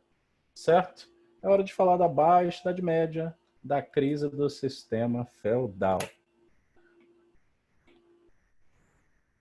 Observem a imagem. Essa é a imagem mais famosa de Baixa Idade Média da história das videoaulas, das histórias dos livros de ensino médio, da história das thumbs de videoaula de rede social. Olha aqui. Isso seria aproximadamente aquela visão romantizada, aquela versão para livro de criança, né? De que seria a Europa no século X. Tudo colorido, uma grande feira com pessoas andando e comprando de lá para cá, certo? Se você olhar atentamente para a imagem, alguns vão encontrar um morcego, um pato, um coelho. Não, essa é outra imagem. Olha só, vocês vão encontrar, se vocês olharem aqui nessa imagem, os elementos que compõem ali as feiras medievais, características da Baixa Idade Média.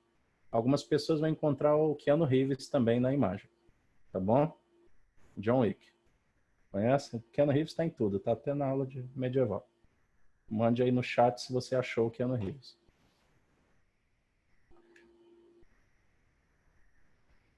Olha aí, viu? Tô dizendo. Sim, a referência, né? Do pato, do coelho, do morcego.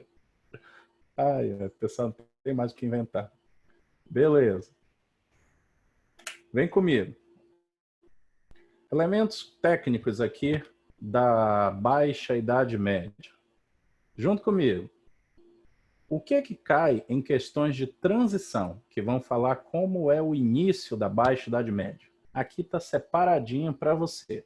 O que é que você vai me responder numa questão? Você vai dizer que na Baixa Idade Média acabou esse negócio de invasão bárbara. Invasão bárbara é coisa do passado, é coisa do meu tataravô, tá bom? Os reinos bárbaros já é coisa do passado. Aqui, o feudalismo está o tempo todo indo muito bem. Ele vai começar a passar mal.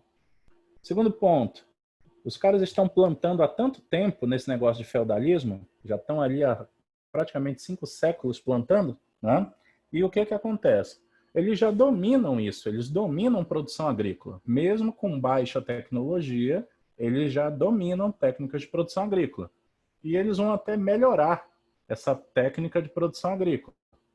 Então, nós vamos ter coisas assim mirabolantes, como, por exemplo, moinho hidráulico. Oh, que evolução, né, professor? Vai ter, por exemplo, a atrelagem peitoral. O que é a atrelagem peitoral? É aquele arreio que bota ali nos cavalos para eles puxarem as coisas melhor, certo? E o sistema de rotação de culturas está rolando muito bem, tá bom? Planta ali, planta colar, para não desgastar tanto o solo, tá bom? Agora vamos para a dica aqui. Olha como o aluno destreinado, até o aluno que estuda história, olha como ele erra a questão. Eu já vi vários alunos errar isso daqui e eu não quero que vocês errem, tá bom? Aprende comigo. Aparece lá, elementos do início da Baixa Idade Média. Elementos do início da Baixa Idade Média. Aí aparece lá, crescimento demográfico. E o cara diz, não, não teve crescimento demográfico, porque eu aprendi que Baixa Idade Média é peste negra, é peste bubônica, e o cara fica com esse clichê na cabeça. Não, amigo. Peste negra, peste bubônica, é lá no final da Baixa Idade Média, lá na crise do século XIV, tá bom? Aqui eu estou falando do início da Baixa Idade Média. E no início da Baixa Idade Média, você vai dizer que tinha gente pra caramba. E essa gente aqui é que vai compor as grandes cidades medievais que vão começar a aparecer. É na Baixa Idade Média que essa gente toda vai começar a formar as cidades medievais. E aqui, de novo, a gente já pega um outro clichê. Quando a gente fala assim para o destreinado ali, para a pessoa que não teve um estudo de história profundo, Idade Média. Aí a pessoa imagina ali o castelo, a pessoa imagina uma cidade medieval, murada, com feiras, né, com cavalos passando de um lado para o outro. O pessoal pensa lá na novela da Globo medieval, né? Esse pessoal pensa em Game of Thrones, né? Em King's Landing, tá bom? Então, não é isso. Isso aí é Baixa Idade Média. Só tem essas grandes cidades medievais na Baixa Idade Média. Na Alta Idade Média, amigo, é feudo, é fazendona, é umas barraquinhas de um canto para o outro e um forte ou um castelo bem pequeno ali no centro, tá bom? Então você sempre vai marcar que tem crescimento demográfico, certo? Outro fator importante que às vezes está ali e o cara não se toca, ele acaba marcando errado, é esse ponto. Ampliação das áreas agricultáveis. Isso é sinônimo de desmatamento das florestas. A Europa, as florestas da Europa vão ser destroçadas na Baixa Idade Média. Professor, mas isso é normal. Desde a época dos romanos, ali, desde o período dos romanos, que os romanos estão destruindo floresta, estão minerando, estão peneirando montanhas. Sim, corretíssimo. Mas é na Baixa Idade Média que o resto do resto das florestas é destroçado, tá bom?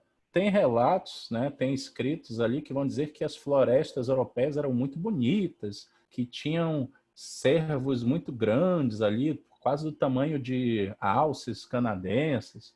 Tem relatos que dizem que tinham florestas que eram todas castanhas ali, avermelhadas. mesmo fora da época do outono. Algumas eram violetas, né? Que deveriam existir muitas quantidades de animais e muitas matilhas de lobos. Então, tudo isso foi extinto. Todo mundo ali depenou, desmatou tudo. São essas combinações de fatores que eu estou te apresentando aqui que vão culminar com o que nós chamamos de crise do feudalismo, tá? Só que tem gente que pega ali só o finalzinho do feudalismo e diz que aquilo é fator para a crise do feudalismo. O cara vai me dizer que foi a peste que foi a crise do feudalismo. O cara vai dizer que as cruzadas marcam a crise do feudalismo. Isso aí é clichê, entendeu? Isso aí aparece em um monte de questão. Se cai um negócio desse numa questão, todo mundo acerta, entendeu? Todo mundo está mais do que acostumado a estudar isso. Então, vamos lá. Seja aqui feliz como cachorrinho e me acompanhe. O diagrama é bem simples. Crise do feudalismo gera o desenvolvimento do comércio, que gera o renascimento das cidades. De novo, crise do feudalismo gera crise do comércio, que gera renascimento das cidades. Lá na faculdade, os professores dizem, eles adoram falar isso, é porque tudo acontece de uma forma orgânica, né? Então uma coisa dá origem à outra. Beleza, mas explicar não explica, entendeu? Vamos medir aqui, vamos dar nome aos bois, certo? Olha aqui, ó. Gostou da imagem? Parece uma tela de Street Fighter, mas não, uma pintura, certo? Vamos lá. Aqui eu tenho o renascimento urbano. Quando eu vou falar de renascimento das cidades, eu estou falando de renascimento urbano.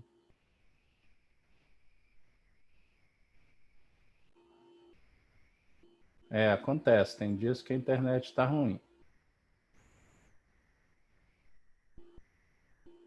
Deixa eu me ajustar aqui. Espera aí, já vou repetir.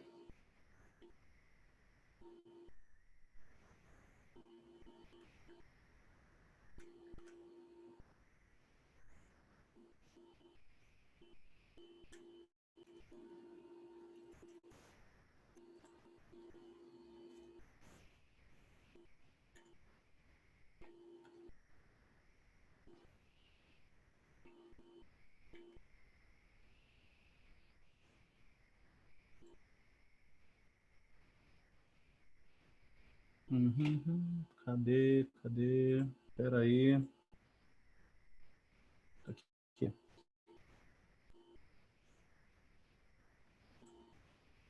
Beleza. Vamos lá, então.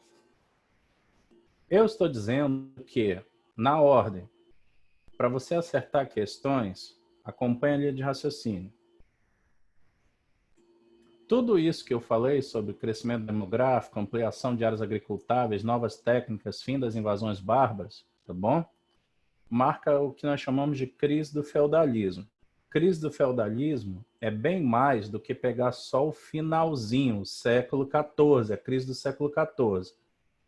Pegar as revoltas camponesas, pegar a peste negra, ou pegar ali o século XI, o final do século XI e século XII, onde tem as cruzadas, tá bom? Então é muito mais do que isso. O que eu quero que vocês entendam? Agora sim, consertadinho. A crise do feudalismo influencia no desenvolvimento do comércio. O desenvolvimento do comércio é afetado pela crise do feudalismo.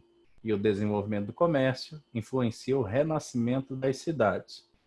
Professor, mas tudo está conectado. Calma, eu vou lhe mostrar como uma coisa afeta a outra. Certo? Se você botar que está tudo conectado, beleza. Que bom que você enxerga dessa forma macro. Mas na hora da questão, o cara está tendo dificuldade. E o que eu mais vejo aqui? Tem aluno que é muito bom em história, só que o cara está errando as questões de história, mesmo sendo muito bom, porque você tem que aprender a linguagem das questões. Certo? E agora, Vitor, o renascimento urbano está relacionado com o surgimento dos núcleos de mercadores. Eles são os primeiros burgueses, os primeiros feirantes, mercadores, artesãos, que trabalham nos burgos. Pessoal, todos estão me acompanhando? Agora eu vou fazer uma série de conexões aqui. Eu vou pegar bem leve, eu quero que todos entendam essa parte. De boa? Mais uma vez. Crise no feudalismo se dá com o desenvolvimento do comércio. O desenvolvimento do comércio com o renascimento das cidades. Lembrando que eu não estou só jogando aqui, eu vou te explicar essa historinha, como isso aconteceu. Estou te dando só o guia, tá bom? Renascimento urbano surgem com os núcleos de mercadores, os famosos burgueses, certo? Vamos lá então.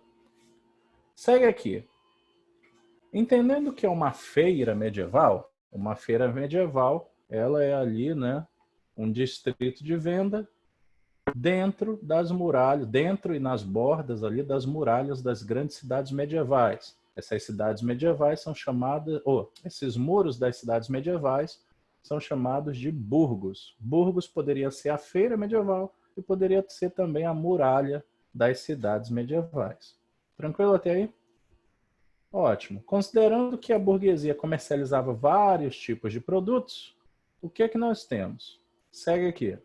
Com o desenvolvimento do comércio, as atividades bancárias, bem como o uso da moeda, se expandiram em diversas regiões da Europa. E aqui começamos a falar de um ponto importante: dinheiro ou dinheiros diferentes. Algumas aulas de Baixa Idade Média citam os mercadores e os artesãos como símbolo da burguesia, certo?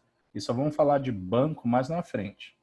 Mas tem um personagem que eu quero que vocês conheçam aqui. Eu quero que vocês conheçam o cambista. Na Baixa Idade Média começam a aparecer os cambistas.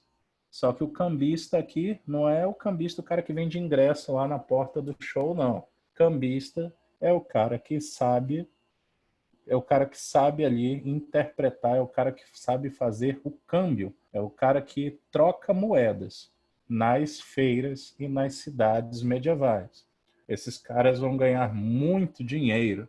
Mercadores também vão ganhar muito dinheiro nas cidades medievais. E os artesãos vão ganhar muito dinheiro também nas cidades medievais. Então nós temos esses grupos aí, certo? Diante disso, observa a imagem. Agora que você tem uma boa noção dessa nova Idade Média, responde para mim, mentalmente aí ou pelo chat. A imagem, ela faz referência à alta ou à baixa Idade Média? Ai, professor, que imagem horrorosa. Então, na Idade Média as imagens eram assim, tá? Só tem uma galera aí obscura dos memes medievais que gostam desse tipo de imagem para fazer meme medieval. Então, a imagem é referente à Baixa Idade Média. Você acerta por chute ou você acerta porque você está tendo uma aula de Baixa Idade Média. Mas, como diria o falecido Rezende, aí eu te pergunto, por que é uma ilustração de Baixa Idade Média? Quais elementos aqui que correspondem à Baixa Idade Média? Tá vendo as tendas? Tá vendo os panos aqui, ó, as bandeirolas? Isso é uma feira, isso é um burgo, e esses caras aqui estão vendendo coisas. E se eles estão vendendo coisas em comércio, numa feira, nós temos aqui uma burguesia, uma Baixa Idade Média. Os senhores estão me compreendendo? As senhoras e senhoritos também estão me compreendendo? De boa, não é isso? Começou a ficar fácil. Beleza, é isso que eu quero. Primeiro aprende essa parte fácil e depois nós vamos dificultar. Enquanto está tendo Baixa Idade Média, esses primeiros momentos aqui, existe Império Islâmico? Existe Império Islâmico, tá bom? Século XI, século X, ainda tem Império Islâmico, com vários califados em vários pontos. Da África, da Península Ibérica, tá bom? Da Arábia, da Palestina, da Mesopotâmia, certo? Tá rolando tudo. Perfeito, obrigado, pessoal. Continuando. Já que estamos falando de comércio, de onde vem esse comércio todo? Olha aqui, ó, nós temos um mapa aqui que não é tão comum a livros de história. Nós temos aqui regiões onde o comércio pipocava ali, estava rolando com força total. E essas conexões que nós estamos vendo são rotas comerciais. No início, os caras eram aventureiros. Os caras tinham que pegar uma carroça, uma charrete e tinham que se cobrir de seguranças ali, de mercenários, para protegerem eles nos caminhos. Então, esses caras ficavam de um canto para outro da Europa, comercializando e levando mercadorias.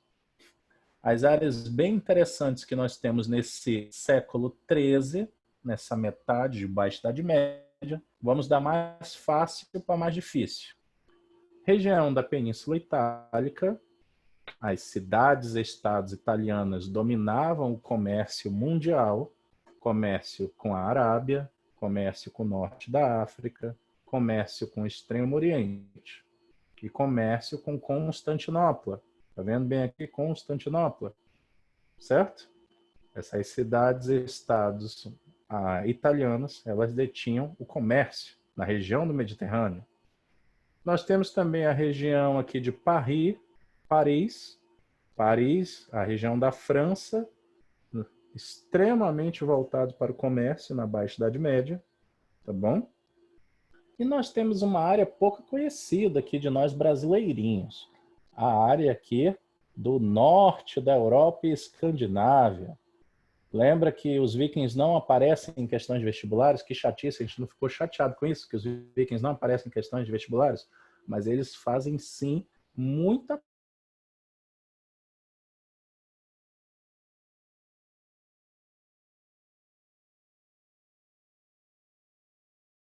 parte da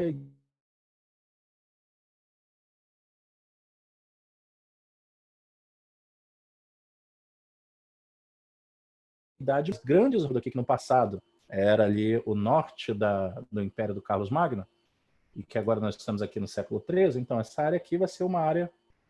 Oi, oi, vocês estão me ouvindo? Falhou a minha conexão? Ok, vocês estão me ouvindo? De boa.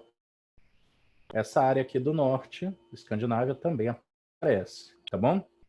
Professor, como que esses burgueses, esses mercadores vão ganhar força na Idade Média? Eu vou lhe contar essas histórias aí todinhas. Respondendo aí os mais afoitos, é importante lembrar do que são as comunas medievais, tá bom? Os territórios que foram comprados por burgueses, da mão de senhores feudais, tá? Já vou entrar nessa historinha aqui com vocês.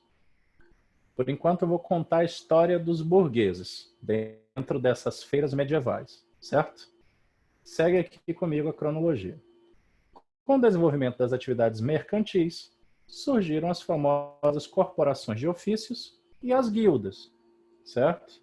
Normalmente, corporações de ofício são associadas, pelo menos aqui nos livros de história do Brasil, as corporações de ofício são associadas a artesãos e aos grupos organizados de artesão, que passavam os seus ensinamentos e que ganharam muito poder e dinheiro, e as guildas eram associadas a mercadores, aqueles caras que eram grandes mestres dos comércios, tá bom?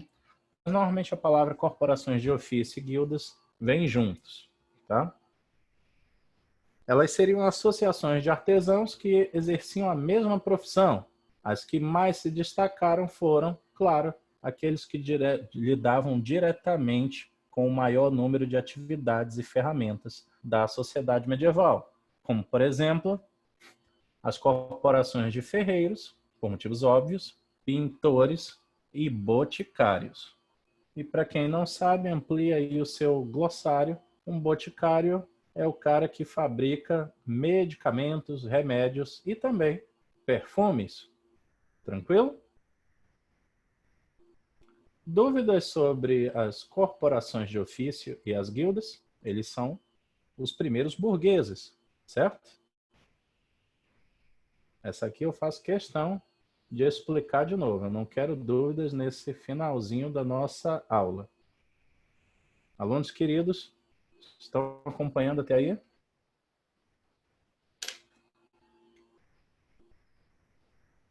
Beleza. Vamos lá. Essa associação defendia os interesses do grupo, como os preços de compra e venda e, o meu favorito, a padronização da qualidade dos seus produtos. Esses caras eles se esforçavam para terem artigos de qualidade, porque com esses artigos de qualidade, eles poderiam vender por um preço mais caro para aqueles que pudessem pagar, para aqueles que tinham o mesmo dinheiro, para os senhores feudais, por exemplo, e para outros burgueses que também estariam interessados no consumo, tá bom? Olha aí, ó, o ferreiro aqui, ó, blacksmith.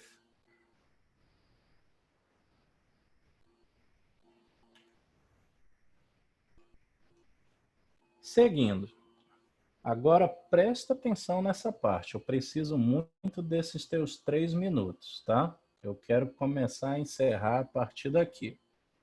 Acompanhe a linha do raciocínio. Pega os teus conhecimentos de feudalismo, tá bom? Com o desenvolvimento da agricultura e aquele aumento populacional que eu expliquei no início deste pedaço aqui, muitos filhos de servos, pasmem, não encontraram trabalho na agricultura. Aí você diz, tá de brincadeira, professor. Faltou emprego até para você ser camponês? Faltou, amigo. Chegou uma hora que tinha tanta gente que não tinha vaga nem para o cara capinar, nem para o cara trabalhar na lavoura, no campo. Sério? Sério. E se cai isso aqui numa alternativa, sabe aquelas alternativas de certo, errado, certo, marca afirmativa 1, 2 e 3? Galera, erra aqui. E vocês não vão errar mais isso daqui. Tá bom? Diante disso, o que vai acontecer? Nós temos os famosos burgos, que é a muralha do castelo, mas burgo também é o nome que se dá à feira, que fica na beirada de fora e principalmente na beirada de dentro do castelo, tá bom? Agora olha a conclusão. Sem trabalho, abatidos, desmotivados, né?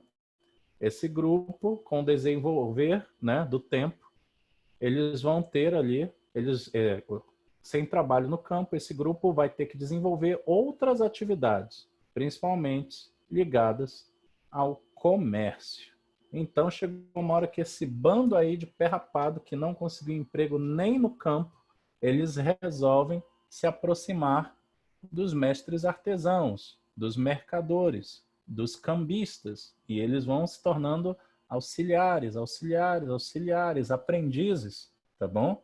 E o número de mercadores, comerciantes, cambistas e artesãos vai se multiplicando, certo? Começaram a construir suas moradias ao redor das muralhas do castelo, o burgo. E aí vocês vão ver como vão surgir as cidades medievais. Olha a diferença. Isso é uma cidade medieval, tá bom? É cheia, tem casinhas, tem construções, tá bom? Tem prédios, tem campanários, tem igrejas. Esse novo grupo social vai desenvolver atividades em diferentes setores. As cidades medievais surgem a partir dessas conexões, desse surgimento do comércio. De boa? E aqui eu trago uma versão mais atual. E esse vai ser o tema da nossa próxima aula. Nós vamos falar então da crise da Baixa Idade Média, vamos falar de guerras, vamos falar de fome, vamos falar de peste negra, certo? E vamos falar também das cruzadas. Com isso, nós temos o fenômeno das cidades medievais, com esse surgimento de grandes grupos de mercadores, de burgueses, de burgos. As cidades vão ter crescimento desordenado, com construções sem planejamento. De boa até aí? Alguma última dúvida, pessoal?